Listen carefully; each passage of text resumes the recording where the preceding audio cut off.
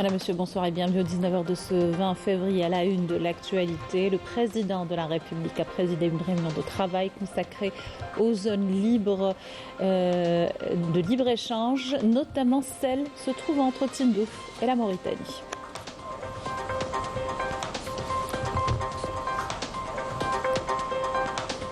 Le président de la République rappelle les priorités des mesures et politiques du gouvernement. Le citoyen, déclaration lue en son nom lors du séminaire national à l'occasion du 4e anniversaire de l'instance du médiateur de la République.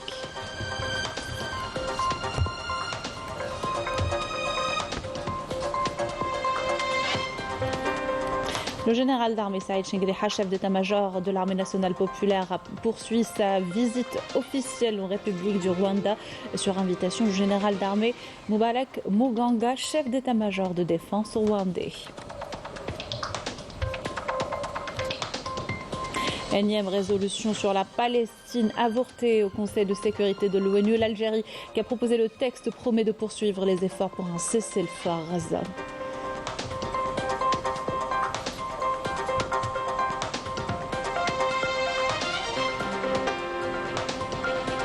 La Cour internationale de justice poursuit ses audiences où l'Algérie appelle à faire respecter par l'entité sioniste les lois mettant fin à l'occupation. Nous ferons le point dans cette édition.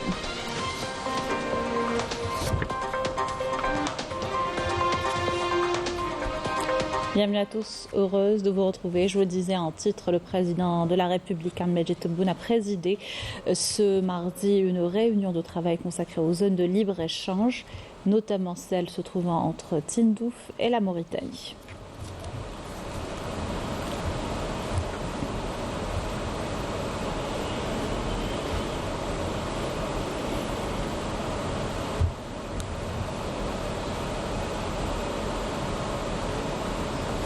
Séminaire national à l'occasion du 4e anniversaire de la création de l'instance du médiateur de la République organisé à l'École nationale d'administration. L'événement s'est tenu sous le thème médiateur de la République, un acquis au service du citoyen.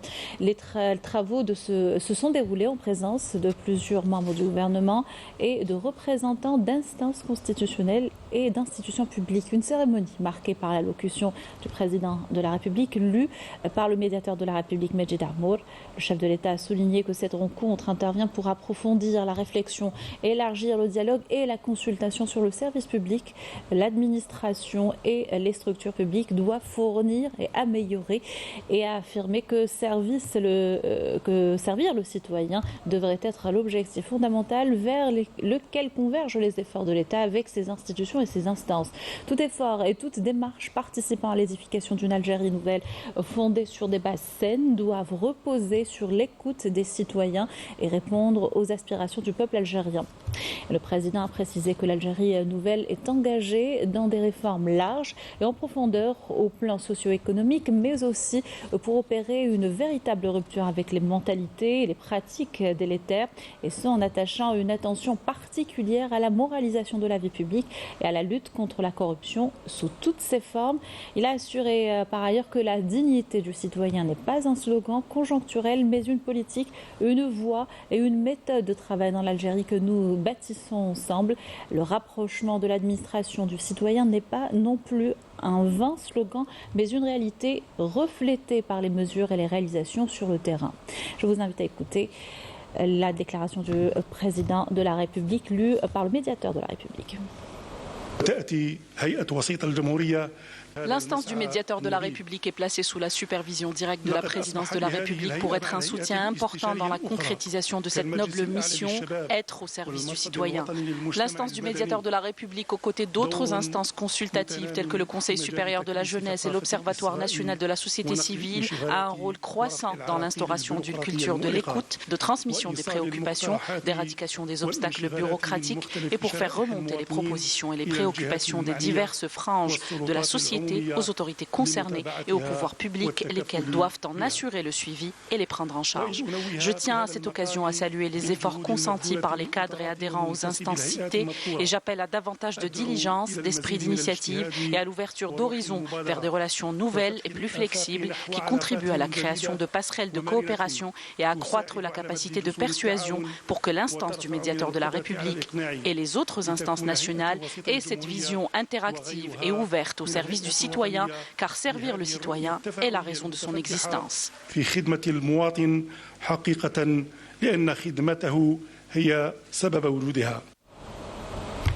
Dans l'actualité, le général d'armée Saïd Shingriha, chef d'état-major de l'armée nationale populaire, a entamé hier une visite officielle en République du Rwanda sur invitation du général d'armée Mubarak Muganga, chef d'état-major de défense rwandais. À son arrivée, le général d'armée Saïd Shingriha, chef d'état-major de l'ANP, a reçu au niveau de son lieu de résidence dans la capitale rwandaise Kigali le général d'armée Mubarak Muganga, chef d'état-major des forces rwandaises de défense, qui lui a rendu une visite de courtoisie.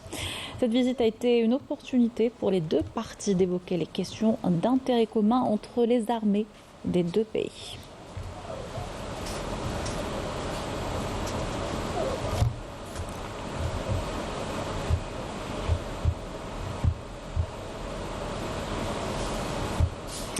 Et le général d'armée a été accueilli à son arrivée à l'aéroport international de Kigali par le général Patrick Karuretwa, directeur de la coopération internationale des forces rwandaises de défense. Lors de cette visite qui s'inscrit dans le cadre du renforcement de la coopération entre l'armée nationale populaire et les forces armées rwandaises, les deux parties examineront les questions d'intérêt commun.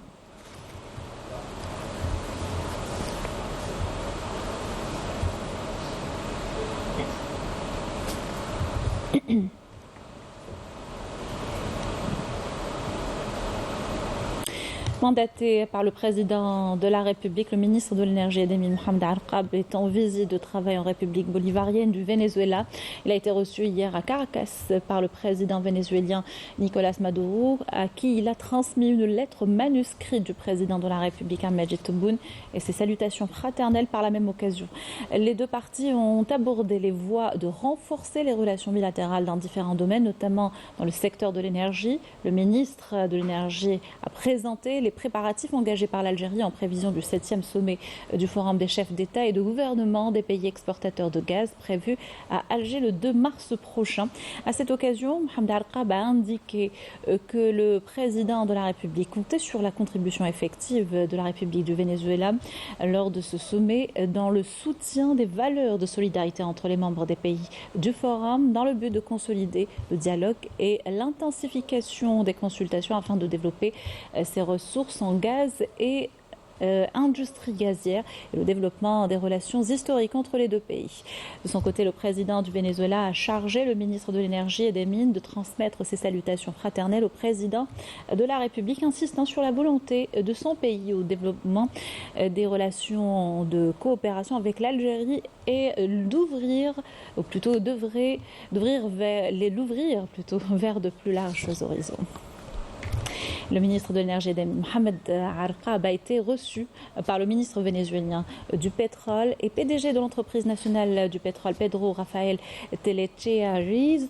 Lors de cet entretien, les deux parties ont évoqué les relations de partenariat dans le domaine énergétique et les voies de les consolider, notamment dans la recherche et l'exploitation et la production des hydrocarbures, la pétrochimie et la maintenance dans le secteur de l'industrie pétrolière et gazière. Les deux parties ont également abordé les domaines de coopération dans la formation et l'échange d'expériences entre l'entreprise Sonatrach et l'entreprise vénézuélienne du pétrole. Le ministre des Affaires étrangères de la communauté nationale à l'étranger, Ahmed Attaf, a reçu ce mardi le vice-ministre des Affaires étrangères du Kazakhstan, Alibek Bakayev, en visite en Algérie dans le cadre de la tenue de la deuxième session des concertations politiques entre les deux pays. À cette occasion, les deux parties se sont félicitées de la dynamique que connaissent les relations entre l'Algérie et le Kazakhstan grâce à la décision du président de la République, Ahmed Tebboune, relative à l'ouverture en 2022 d'une ambassade d'Algérie à Astana, saluant la volonté des autorités kazakhes d'ouvrir prochainement une ambassade en Algérie. La rencontre a en outre permis aux deux parties d'examiner les moyens de promouvoir la coopération bilatérale et d'élargir ces domaines selon les moyens des deux pays, notamment à travers l'échange de visites de haut niveau, la création d'une commission mixte et l'enrichissement du cadre juridique bilatéral. Exposant le projet de résolution sur la situation en Palestine devant le Conseil de sécurité des Nations Unies, le représentant permanent de l'Algérie a affirmé que le vote contre ce texte signifiait accepter les pratiques à l'encontre de la dignité des femmes et des enfants en Palestine. Ammar Benjama a appelé la communauté internationale à agir rapidement pour un cessez-le-feu à Gaza, ajoutant que tout retard dans la prise de cette décision mène à de nouvelles victimes. Benjama a ajouté que ce projet est un message au peuple palestinien pour lui exprimer et lui signifier que le monde ne reste pas silencieux face à la catastrophe.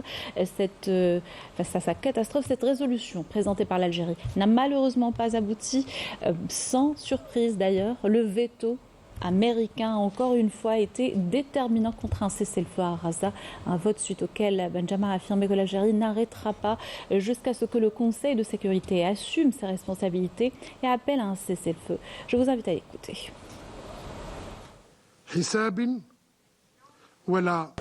Notre message aujourd'hui est que la communauté internationale soutient les appels à la cessation du génocide contre le peuple palestinien, et ce, à travers la réclamation d'un cessez-le-feu immédiat. Que quiconque s'y oppose doit revoir sa politique, car les mauvaises décisions d'aujourd'hui auront comme conséquence pour notre région et le monde entier violence et instabilité. Faites appel à votre conscience pour juger les résultats de telles décisions.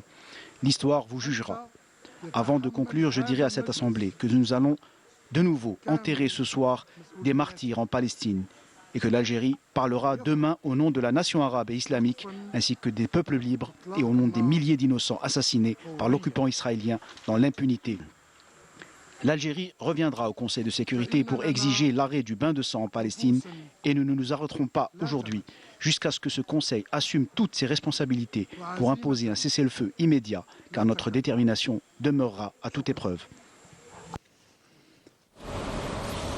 Le même jour, à la Cour internationale de justice, l'Algérie a appelé à faire respecter par l'entité sioniste les lois mettant fin à l'occupation. C'était lors des audiences initiées par l'instance sur les conséquences juridiques des politiques et pratiques de l'entité sioniste en Palestine occupée. Retour sur cette intervention par Afaf Polouchette.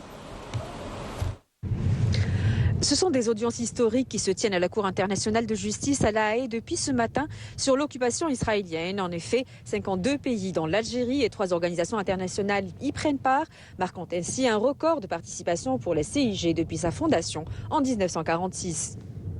Que l'Algérie a toujours été au rendez-vous quand il s'agit d'appuyer la cause palestinienne et d'être aux côtés du peuple palestinien. Nous le faisons aujourd'hui au sein de cette enceinte prestigieuse, donc la plus haute instance judiciaire des Nations Unies, comme nous allons le faire cet après-midi au Conseil de sécurité dans le cadre du projet de résolution algérien qui appelle au cessez-le-feu à Gaza. Donc ça souligne encore une fois que l'Algérie ne manque aucun rendez-vous, ne manque aucune opportunité pour témoigner de son soutien et de son appui total et inconditionnel à la cause palestinienne. En effet, le 31 décembre 2022, l'Assemblée générale des Nations Unies avait adopté une résolution demandant à la CIG un avis consultatif non contraignant sur les conséquences juridiques découlant des politiques et des pratiques de l'entité sioniste dans les territoires occupés, y compris à Jérusalem-Est. Les audiences orales étant la 3e phase de ce processus juridique. L'Algérie a mis en évidence tout d'abord une idée majeure, celle selon laquelle l'occupation prolongée ne peut pas ne pas avoir de conséquences sur le statut des territoires palestiniens occupés. Il s'agit presque de conséquences inéluctables, conséquemment à l'occupation prolongée. Une tribune juridique que l'Algérie a saisie pour dénoncer l'exception d'impunité dont jouit l'État sioniste depuis 3/4 de siècle. La Cour est invitée à dire que l'occupation prolongée est devenue une occupation permanente et en tant qu'occupation permanente, il s'agit d'une annexion de facto des territoires palestiniens. Le point rouge, le point focal du message que l'Algérie a voulu faire passer, c'est que l'impunité ne peut pas continuer. Outre le fait qu'Israël doit être condamné pour la violation d'un certain nombre de droits parmi les plus fondamentaux, droit à l'autodétermination, droit international humanitaire, droit international des droits de l'homme, au-delà de tout cela, qui est déjà extrêmement important, la Cour doit faire cesser ce qu'on ne peut pas ne pas appeler l'exception israélienne, puisque les décisions prises par la Cour en 2004 n'ont pas eu l'esquisse du moindre début de commencement d'application. Pour autant et malgré son caractère non contraignant, la décision de la Cour aura une portée diplomatique primordiale. La puissance occupante a toujours été défiante et s'est toujours opposée à toute action qui lui rappellerait qu'il y a un droit, qu'il y a une justice et qu'il y a une mémoire aussi. Le nombre important d'États qui témoignent, le nombre d'États qui ont participé à cette procédure prouve que la puissance occupante est dans le tort et qu'elle va s'isoler de plus en plus et va se mettre au banc de la communauté internationale en adoptant une telle attitude.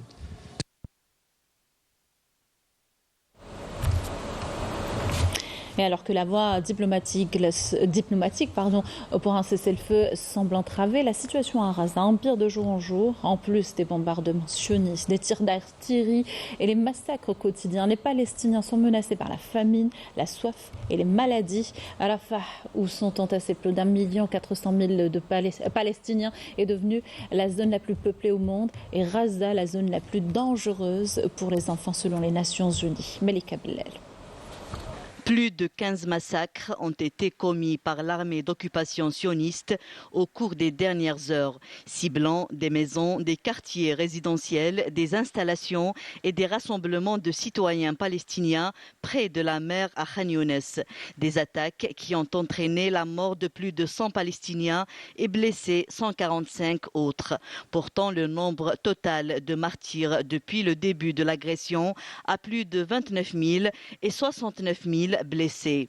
Selon les dernières statistiques, l'occupation sioniste a largué plus de 66 000 tonnes d'explosifs sur la bande de Gaza, détruisant plus de 70 000 unités résidentielles. 290 000 autres ont été détruites partiellement. La situation humanitaire reste catastrophique où près d'1,5 million de Palestiniens s'entassent dans la ville de Rafah, menacée d'assaut par l'armée sioniste au moment où une nouvelle impasse se profile au Conseil de sécurité de l'ONU quant à un possible cessez-le-feu.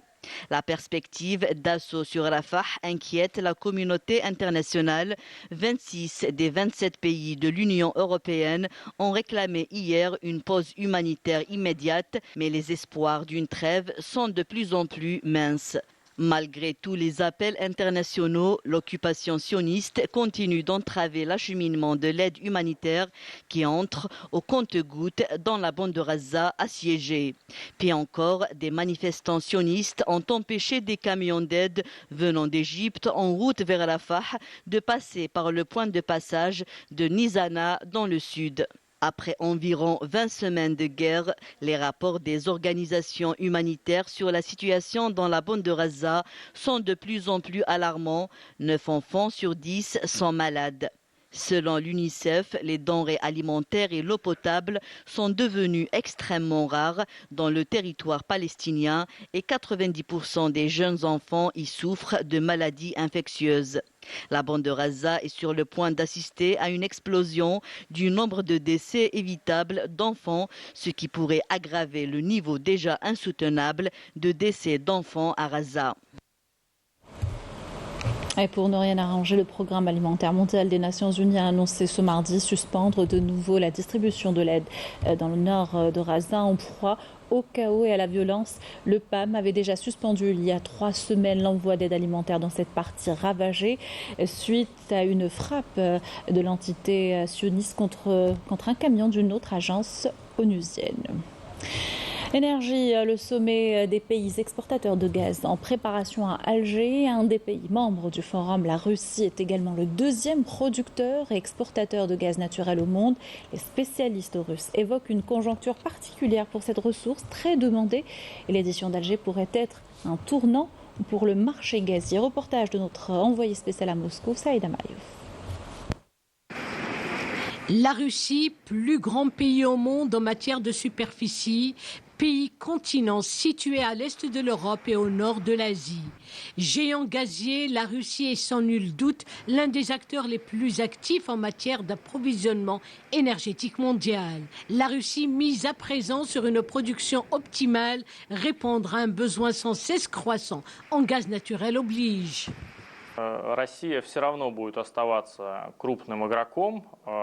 La Russie est le deuxième plus grand producteur et exportateur de gaz naturel au monde. Elle détient la plus grande part de réserves mondiales, soit 47 trillions de mètres cubes. Et comme la demande en gaz naturel de par le monde est de plus en plus croissante, la Russie mise sur l'optimisation de sa production. Le Nord Stream 1 a été renforcé par le Nord Stream 2 afin d'assurer le transport de 110 milliards de mètres cubes pour les deux pipelines. La Russie entend ainsi reprendre ses livraisons avec plus de volume de gaz naturel. L'économiste russe Igor Ushkov, expert en énergie à l'Université des sciences financières du gouvernement russe, se félicite de l'augmentation des exportations du gaz russe grâce au nouveau marché en Asie, notamment en Chine et en Inde. En 2021, le volume des exportations du gaz russe était de l'ordre de 160 milliards de mètres cubes. En 2023, ce volume a chuté jusqu'à atteindre 28 milliards de mètres cubes. Mais la Russie mise sur l'acheminement du gaz naturel par une route passant par le pôle Nord comme deuxième voie pour rassurer un approvisionnement stable en gaz naturel. C'est une manière pour la Russie de s'éloigner de tout risque géopolitique. S'agissant du GECF, l'expert Ushkov évoque la nécessité de consolider le rôle du forum des pays exportateurs de gaz afin de contrôler les prix du gaz sur le marché mondial.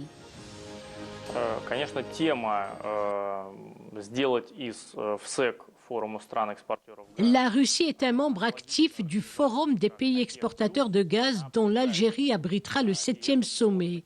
Il est temps que le rôle du GECF soit plus renforcé afin de contrôler les prix en tenant compte d'une offre régulière sur le marché d'une part et des prix stabilisés pour les consommateurs. Ceci permettra d'éviter des risques élevés d'inflation. Les experts en énergie et autres analystes russes rencontrés ici à Moscou affirment que le 7e sommet du Forum des pays exportateurs de gaz est à même de renforcer la coopération bilatérale et les opportunités de partenariat entre deux pays géants en matière de gaz naturel.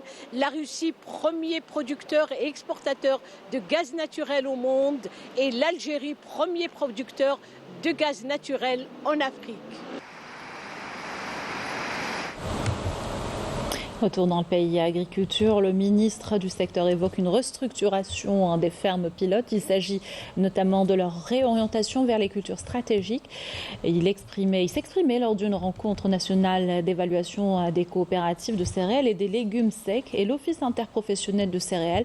Les directeurs et cadres concernés se sont penchés sur la saison labour-semaille 2023-2024 et à l'occasion, les mesures décidées pour booster la filière ont été exposées. On écoute.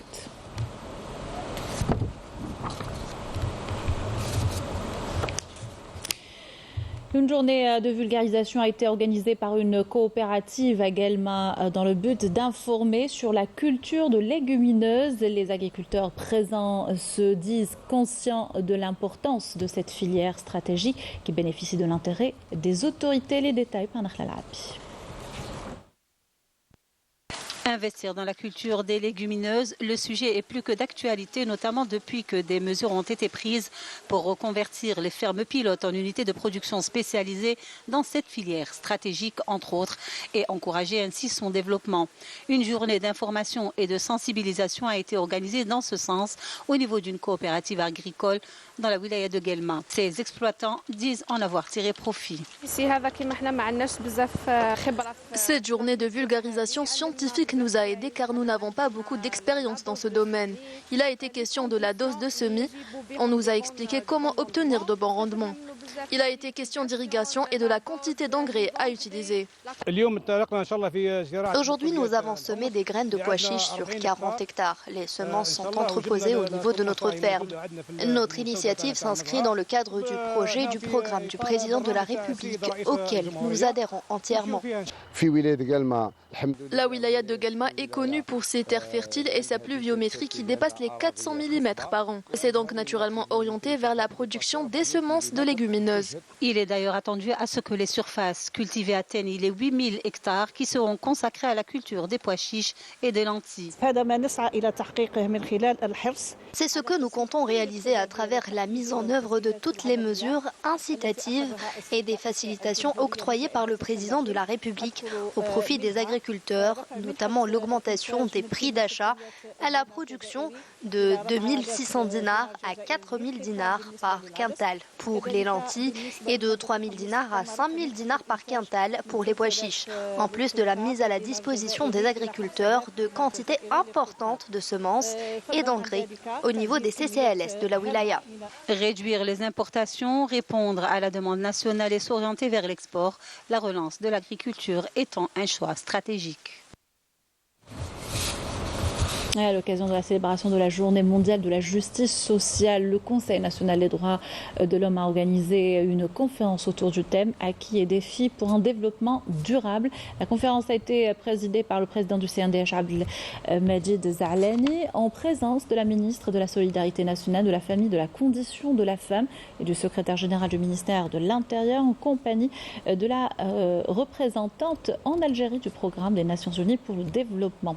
Les participants ont réaffirmer l'engagement du président de la République à préserver le caractère social de l'État. Ils ont également passé en revue les acquis réalisés dans le cadre des efforts en matière d'amélioration du cadre de vie du citoyen algérien. À l'étranger, les Marocains sont encore une fois sortis en masse dans la rue pour exprimer leur soutien indéfectible au peuple palestinien victime de génocide. Ils dénoncent également la normalisation du Marzen et ses relations avec l'entité sioniste. Les détails par Badia Amarni, Yasmine Massaouati.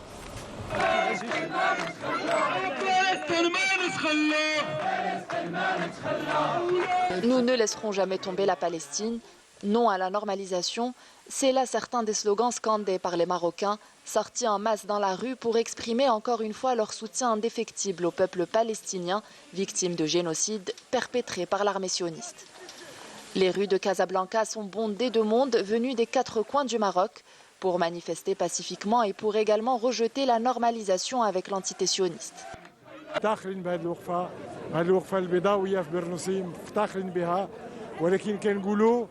Nous sommes fiers de cet élan de solidarité pour nos frères palestiniens. Nous sommes ici pour dénoncer le génocide contre le peuple palestinien et contre l'humanité. Il faut maintenir notre pression et exiger du système marocain de se rétracter quant à la normalisation avec l'entité sioniste et laisser tomber les conventions militaires avec l'occupant sioniste et toutes les conventions signées ces dernières années. على النظام المغربي تخلي على التطبيع تخلي على الاتفاقية العسكرية في هذه الوقفة الاحتجاجية من أجل فلسطين من أجل القدس من أجل إيقاف هذه الإبادة. Je suis présent à cette manifestation pour la Palestine, pour Al-Quds, pour demander l'arrêt du génocide, des crimes perpétrés et les déplacements forcés des Palestiniens par l'occupant sioniste. Nous disons aujourd'hui, nous les Marocains, nous sommes solidaires avec la Palestine qui restera toujours dans nos cœurs et dans notre sang. Nous disons au système arabe, cessez avec votre mutisme. Cette manifestation intervient dans le cadre d'une opération mondiale de soutien au peuple palestinien. Aussi, parallèlement à Casablanca, d'autres manifestations dénonçant le génocide à Gaza sont organisées partout dans le monde.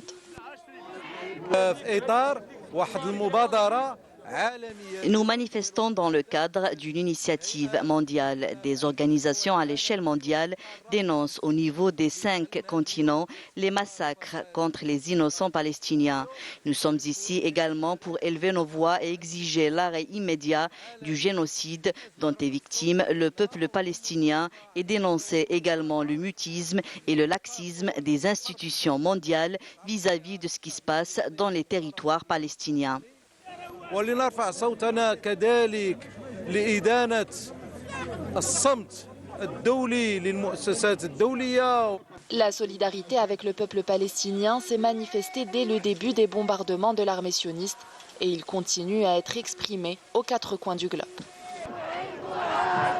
Et autres manifestations violemment réprimées par les forces de sécurité marocaines, des manifestations pacifiques des professionnels de la santé à Rabat où les rues ont été le théâtre d'une intervention policière brutale visant à repousser les contestataires afin de les empêcher de revendiquer leurs droits à des indemnisations sur le risque professionnel. Ils réclament également l'amélioration des conditions de promotion et des augmentations de salaire. C'était là la dernière information de notre journal. Merci de l'avoir suivi. Excellente soirée sur Canal Algérie.